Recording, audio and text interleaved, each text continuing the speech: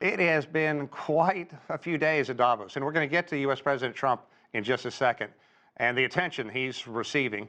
But I want to begin by talking about tech's role in this year's discussions. Do all conversations basically center around some kind of AI development? I would not say that all the discussion, but this is a topic which is very important.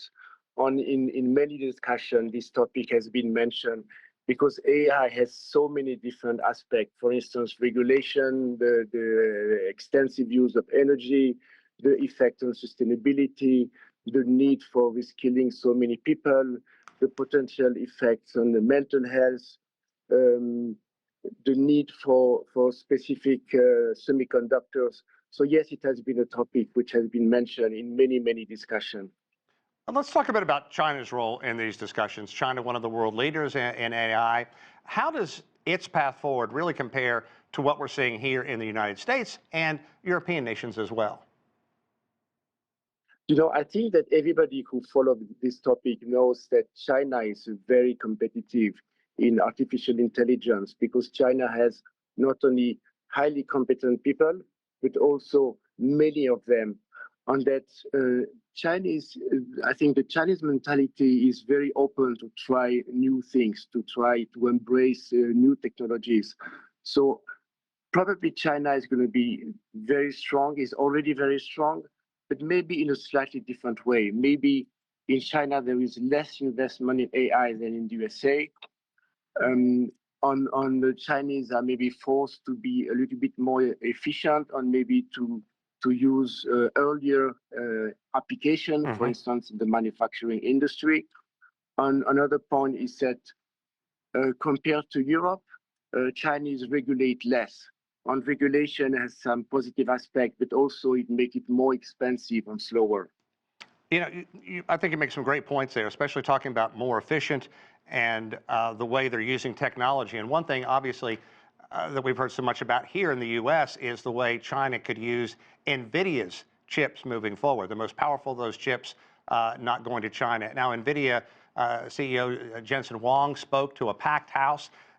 The key takeaways from his address, lots to hone in on and lots of people in attendance hanging on every word. What does that tell you about NVIDIA's importance moving forward in AI? You know, of course, NVIDIA is an important player, but I think nobody is irreplaceable. And I'm sure that the Chinese company, after a certain amount of time, will also have a very competitive product. I listened carefully to the speech of the CEO of NVIDIA.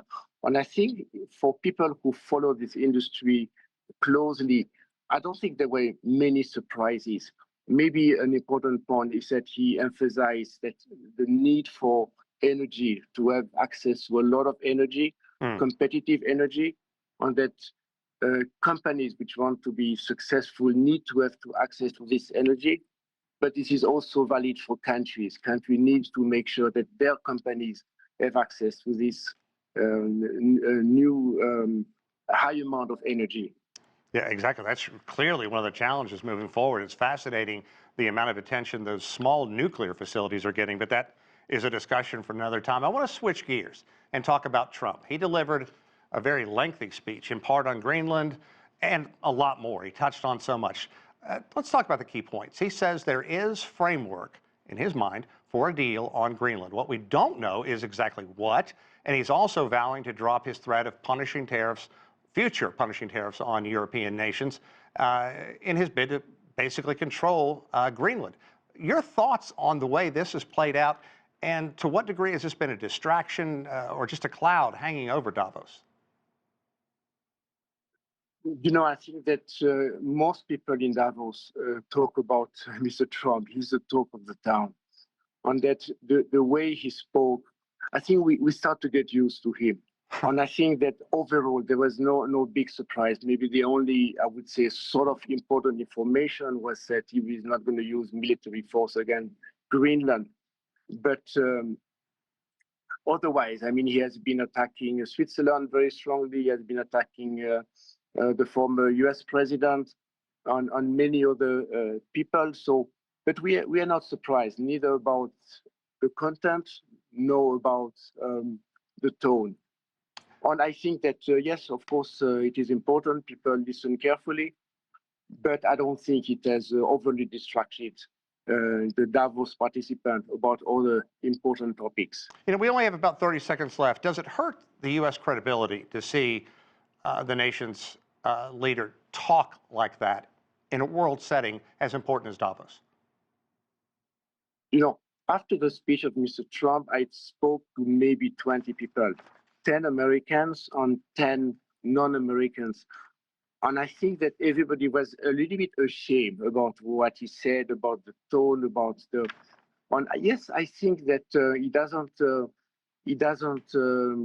help the image of the USA, because overall we have to recognize the USA is a great country. They have great achievement, great companies.